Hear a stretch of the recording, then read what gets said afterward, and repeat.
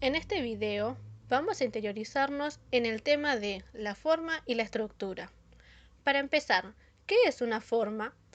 La forma es la apariencia de todo lo que vemos: dibujos, esculturas, objetos, personas, animales, etc. O sea, su apariencia externa. Las formas surgen como consecuencia de la interpretación de las imágenes. Identificamos todos los objetos y seres que nos rodean a través de su forma. En este proceso de identificación van a influir nuestras experiencias, vivencias previas, estado emocional y las condiciones ambientales que rodean al objeto. La forma puede ser percibida por cualquiera de los sentidos que tenemos: la vista, el oído, el tacto, el gusto y el olfato, o por combinación de varios de ellos. Por ejemplo, cuando somos niños, desde nuestros primeros años percibimos muy pronto las formas, lo cual es uno de los factores fundamentales del conocimiento que vamos a adquirir. Por esto, si a un niño de preescolar se le dibuja un círculo y se le pregunta por su significado, el niño lo asociará a sus experiencias conocidas y posiblemente dirá que se trata de una pelota. De este modo, el niño irá asociando las formas a los objetos conocidos. Entonces, por medio de la forma, obtenemos información del aspecto de todo lo que nos rodea. Nuestro entorno cotidiano está constituido por una multitud de elementos, de entornos naturales como artificiales, que tienen distintos aspectos físicos, es decir, distintas formas. La forma es la identidad de cada objeto, es una conjunción de puntos, de líneas, de planos, de colores y de texturas, que originan el aspecto de algo determinado y que lo distingue de otro objeto. Seguimos con las características de la forma y los tipos de forma. Las formas pueden clasificarse según sus dimensiones y su origen. En sus dimensiones, las formas pueden ser bidimensionales y tridimensionales. Las formas bidimensionales tienen solo dos dimensiones, el alto y el ancho, por ejemplo, una letra, y se representan sobre un soporte plano. Y las formas tridimensionales son las que tienen volumen, es decir, que ocupan un lugar en el espacio y tienen tres dimensiones: el alto, el ancho y la profundidad o grosor, como por ejemplo los seres humanos. En la clasificación por su origen nos encontramos con dos tipos de formas: las naturales y las artificiales. Las formas artificiales son aquellas creadas por el ser humano. Entre las formas artificiales interesan en especial las interpretadas por los artistas. Algunas veces se basan en formas naturales y otras en la creatividad y la capacidad de invención del creador.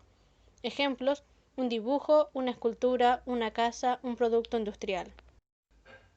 Las formas naturales, en cambio, están delimitadas por líneas sensibles relacionadas entre sí por alguna ley natural. Su contorno es imprevisible, lo que hace que exista una gran variedad de formas naturales. Son únicas e irrepetibles. La línea que la dibuja se caracteriza por su expresividad e irregularidad y se denomina trazo. Para el análisis de las formas naturales, debemos observar las siguientes características y relaciones: 1. Forma exterior. 2. Forma interior. 3. Interrelación entre la forma exterior y la interior, es decir, la forma exterior parte de la forma interior, la forma hace la función. 4. Relación entre espacios llenos y espacios vacíos. 5. Elementos que se repiten. 6. Ritmo formal y repetición. Las formas se pueden representar empleando diferentes recursos y la elección de uno u otro dependerá unas veces de nuestro propio gusto y otras del mensaje que queramos comunicar. Los recursos básicos de la expresión plástica para representar las formas naturales son: 1. El contorno. Es la línea que marca el exterior de la forma. Generalmente se emplea para definir formas de modo sencillo, claro y con pocos detalles. 2. El dintorno. Es la superficie interior generada por el contorno de la forma. Se emplea en formas que se quieren representar de forma detallada, haciendo destacar su interior respecto a su contorno. Y 3. La silueta. Es la superficie que se genera por un dintorno que tiene una misma textura o color. Se utilizan para destacar la esencia de la forma. Por ejemplo, el arquitecto catalán Antonio Gaudí es uno de los ejemplos más conocidos de la inspiración en la naturaleza. Los elementos estructurales y estéticos de su arquitectura están basadas en el mundo natural a partir de una minuciosa e inteligente observación. Una vez dicho qué son las formas naturales y qué son las formas artificiales, podemos clasificarlas en formas orgánicas, que tienen bordes regulares, y en formas geométricas, que siguen el orden matemático. Hablemos de las formas orgánicas y su tratamiento en el arte. Llamamos formas orgánicas a aquellas en cuya configuración predomina la línea curva sobre la línea recta. Las podemos observar sobre todo en elementos de la naturaleza, en nubes, en árboles y en el agua en movimiento. Por tanto, muchas formas naturales se pueden incluir también dentro del grupo de las orgánicas. A la forma en general, y en particular a la orgánica, se le puede dar diversos tratamientos de expresión. Existen tres formas generales de tratar la forma orgánica en el arte, principalmente en la pintura. Está el tratamiento realista. En este caso, las formas tratan de imitar la realidad que vemos en nuestro entorno. En ocasiones, también contribuyen a este propósito elementos como el color o la textura. Después está el tratamiento geométrico, también conocido como geometrización o simplificación de la forma. Básicamente, consiste en suprimir los detalles de las formas que no son imprescindibles para comprenderlas. Este modo de trabajar hace que las formas sean más comprensibles al eludir detalles poco significativos, pero también es posible simplificar de tal manera que la forma inicial aparezca irreconocible a nuestros ojos. El resultado, entonces, sería una imagen abstracta. El último tratamiento es el de contornos y siluetas. Como ya se había explicado hace unos minutos, el contorno es la línea con la que dibujamos el exterior de la forma y la silueta, la forma cuya superficie interior es de un mismo color o de una misma textura. Entonces, el contorno, al estar realizado por una línea, se puede tratar con distintos grosores e intensidades de grises, en función de la importancia que tenga la forma en su conjunto. El empleo de siluetas da una mayor rotundidad a la visión de la forma y, por tanto, al dibujo en su totalidad. Sin embargo, tiene una parte negativa con respecto al tratamiento anterior, y es que se pierde la sensibilidad del trazo en el contorno. Ahora, hablemos de la estructura de la forma. Toda forma se sustenta en una estructura interna. Así, la forma de una hoja tiene como estructura todo el entramado de nervios primarios y secundarios, siendo la forma de la hoja el envoltorio de la estructura. A su vez, los nervios están formados también de formas que los sustentan, y así sucesivamente, hasta llegar a las células y moléculas. La forma de la estructura es un factor determinante que van a influir en su resistencia. Seguimos ahora con la representación de la forma. Las formas, a su vez, se pueden juntar en grupos como A. Formas realistas. Estas representan objetos o escenas cotidianas muy parecidas a la realidad e intentan imitarla para simularla. B. Formas figurativas. Estas representan objetos o escenas reconocibles de la realidad y pueden tener un mayor o menor grado de parecido con ella, simplificándose poco a poco o distorsionándola. Y C. Formas abstractas, las que no representan la realidad y no se identifican con ella. El arte abstracto es aquel que no representa temas convencionales, ni intenta copiar ni imitar modelos o formas reales. Utiliza manchas de color, formas geométricas, signos, los elementos formales del lenguaje visual. Proseguimos con las formas planas.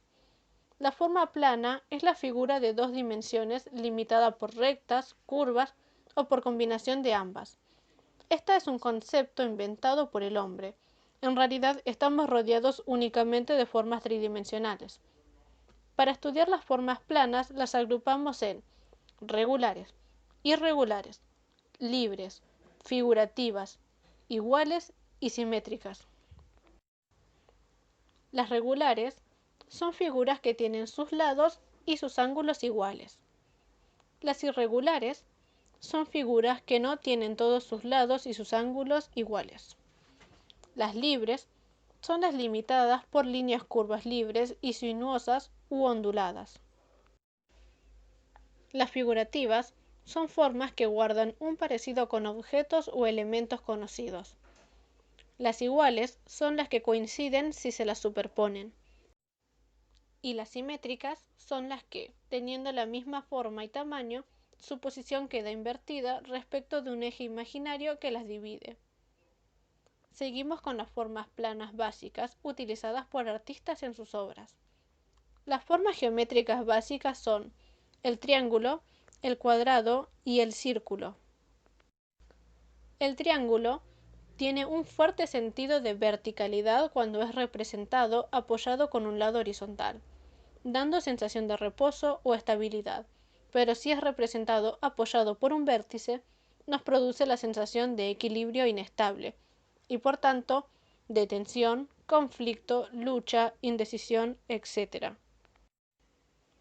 El cuadrado es una figura estable y sólida, aunque se han modificado sus lados y convertido en un rectángulo. Teniendo en cuenta que las líneas horizontales se asocian con lo terrenal y las verticales con lo espiritual, el cuadrado, por tener sus lados iguales, y estos situados en posición horizontal y vertical, ambas fuerzas, terrenal y espiritual, se compensan o equilibran. Los artistas utilizan la forma del cuadrado en el formato de sus obras cuando quieren transmitir sensaciones de equilibrio, estabilidad, rectitud, esmero, etc. Y el círculo es la forma geométrica perfecta. Puede tener diferentes significados: inestabilidad, protección, totalidad, cerrado, etc. En el arte se la ha relacionado con lo mágico o divino. Ahora vamos por las ilusiones falsas en la percepción visual. En ocasiones percibimos formas difíciles de reconocer debido a que nuestra percepción nos confunde. Ese es el caso de las denominadas ilusiones ópticas. En la percepción visual tendemos a completar formas aunque éstas aparezcan dibujadas incompletas. La relación espacial entre objetos próximos desempeña también un papel importante. De este modo, es fácil confundir dos figuras que, siendo del mismo tamaño, pero al recibir la influencia del entorno, causa que las percibamos de distinto tamaño. Por último, llegando casi al final de este video, vamos a hablar del último tema titulado Poniendo límites. Se trata de las formas abiertas y las formas cerradas. Por lo general, la forma en el dibujo se presenta limitada por una línea que define su contorno y que la diferencia claramente del fondo en el que se halla inmersa. En este caso, se trata de una forma cerrada. Las formas cerradas individualizan los elementos y permiten una separación muy nítida entre cada una de las formas que aparecen en la composición y el fondo. Pero también es muy frecuente encontrar formas cuyos límites no están claramente definidos, son discontinuos y se confunden o integran parcialmente con el fondo. Estas son formas abiertas. Las formas abiertas tienden a globalizar los elementos contenidos en la composición y permiten al espectador cierta libertad a la hora de interpretar la imagen. Las líneas de contorno, los planos de color y la precisión en el dibujo son las herramientas básicas para crear formas cerradas.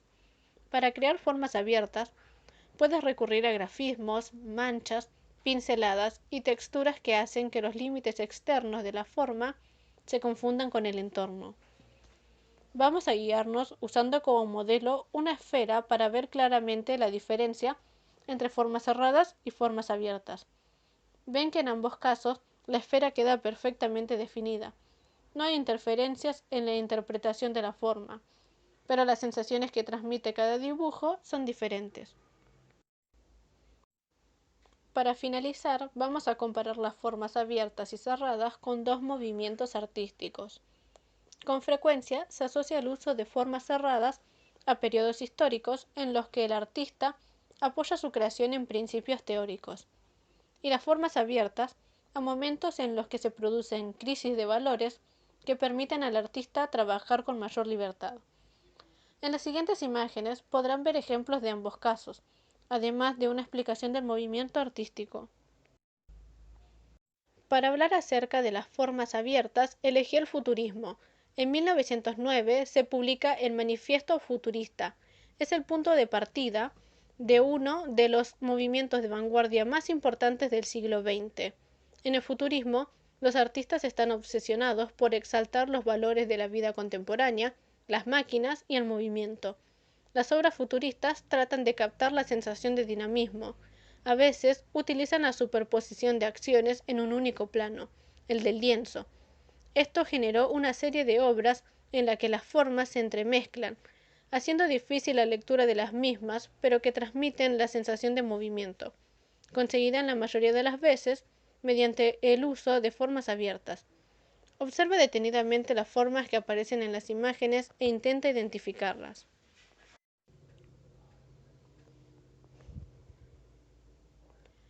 Por último, mediante el arte pop hablaremos de las formas cerradas. El arte pop surge a finales de los 50 y se caracteriza por el uso de temas extraídos de la sociedad de consumo que luego convierten en arte, cambiando su significado para adoptar una actitud crítica. El uso de formas sencillas y grandes planos de color hace que conecte rápidamente con el público, que es capaz de captar sus irónicos mensajes. Las obras muestran gran influencia de la publicidad y el cómic. Por lo general, aunque no siempre, se usan formas muy nítidas. A veces se eliminan las sombras, que son sustituidas por elementos gráficos, puntos, líneas o planos de colores uniformes. El uso de formas cerradas es muy frecuente, formas perfectamente delimitadas de fácil lectura para el espectador. Compara las imágenes que se muestran con las obras futuristas.